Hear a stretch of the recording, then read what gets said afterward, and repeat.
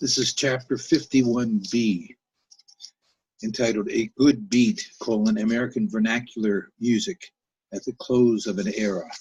And really this chapter has two subjects. One is ragtime and Scott Joplin, and the other is band music and John Philip Sousa. And I've already covered this section on ragtime and Scott Joplin under the piano music genre. And you could make a case and say, well, gee, ragtime is really stylized dance. And it is, but it's also solo piano music. So it's like many pieces of music, it can belong to more than one genre. So, but I have it in the stylized dance, the band music. So let's go to the PowerPoint.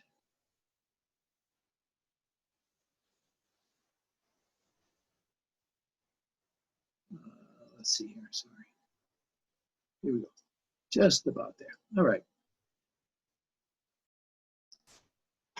So the great bandmaster and composer John Philip Sousa fostered the American wind band tradition and outgrowth of the British military band.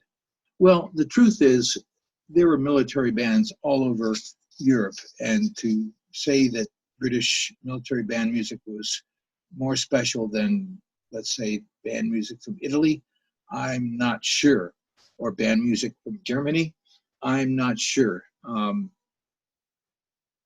Because where I grew up in Western Pennsylvania, there were a lot of immigrants from all over Europe, Eastern Europe and Southern Europe, not so much Spain and France, but Germans, Polish people, Czech people, Slovak people, Slovenian people, and many, many Italians. And the Italians they all had their own clubs, and the Italians had their own bands. Where I was from, they had a blue coat band and they had a red coat band. And they were marching bands. They were bands that performed concert music. So anyway, here is a picture of the U.S. Marine Band with its director, John Philip Sousa, playing cornet and right front. So I say he is here in this special uniform. In the inaugural parade for President Grover Cleveland, 1885.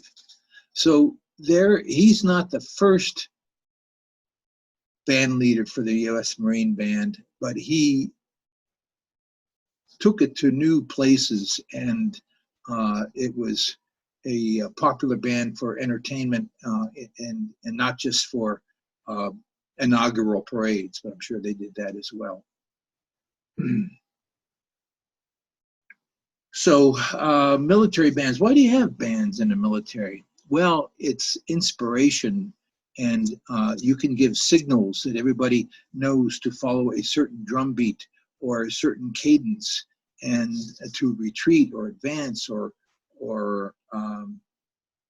rest, right? These different kinds of signals would come from the drums. And if you're marching into danger, the drums can keep everybody united on their mission.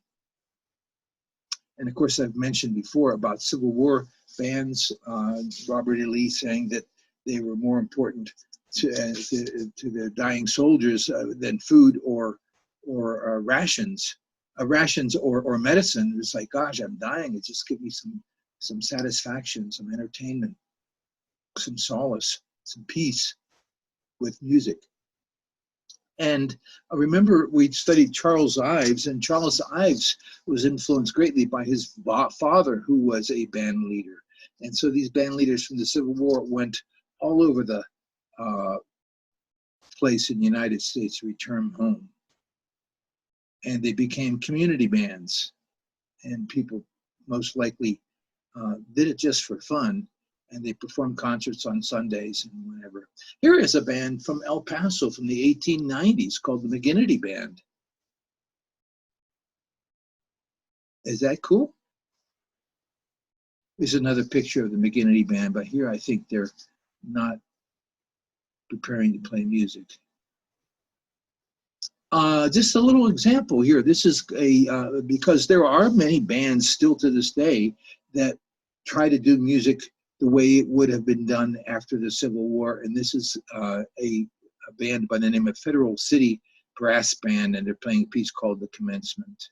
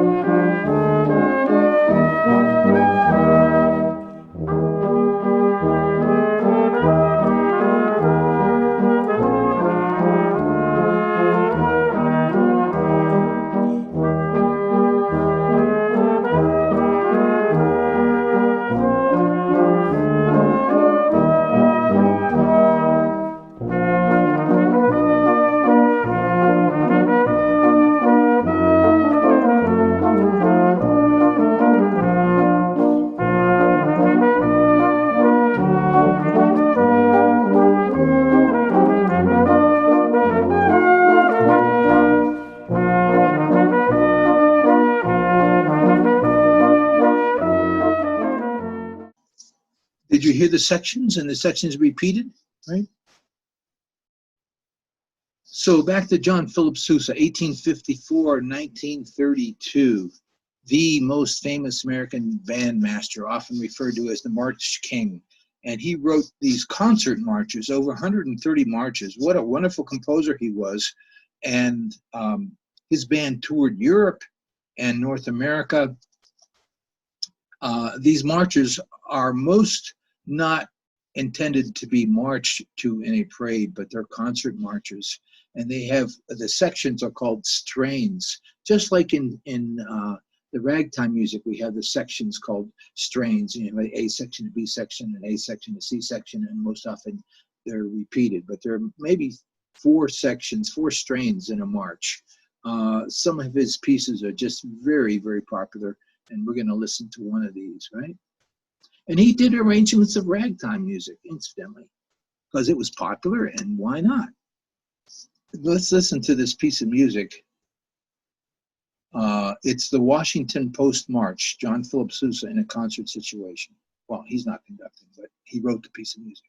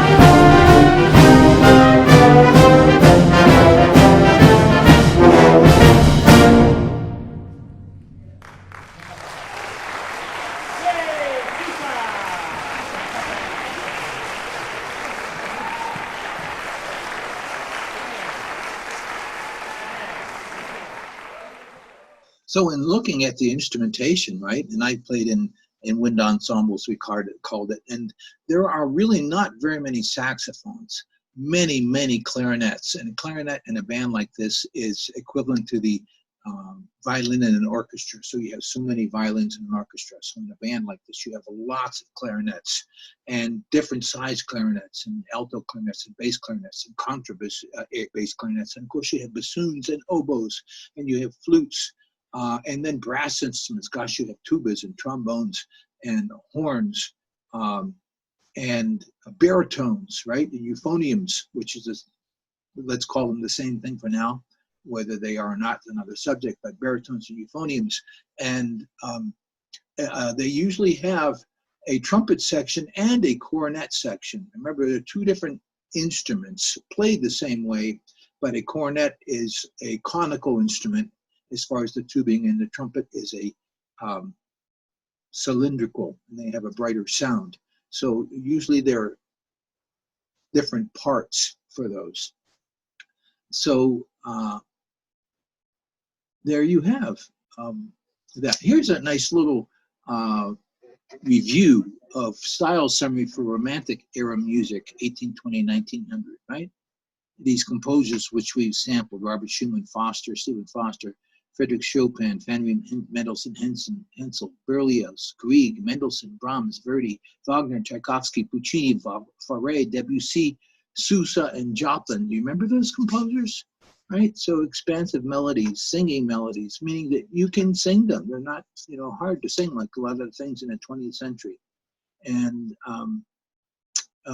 interpretation is very liberal as far as the use of the structure in the rhythm is not always exact. It's allowed to fluctuate a little bit.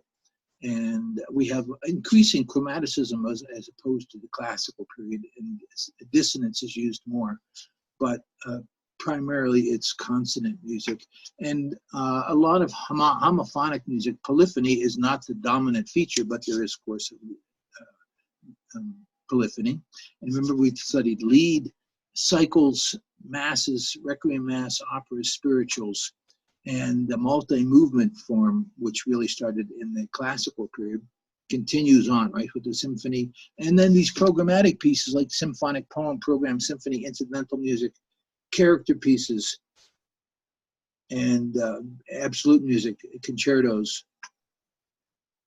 theatrical music, ballets, rags. And then this emphasis on the miniatures and extremely emotional music in this period of time, fascination with nature and supernatural and the macabre.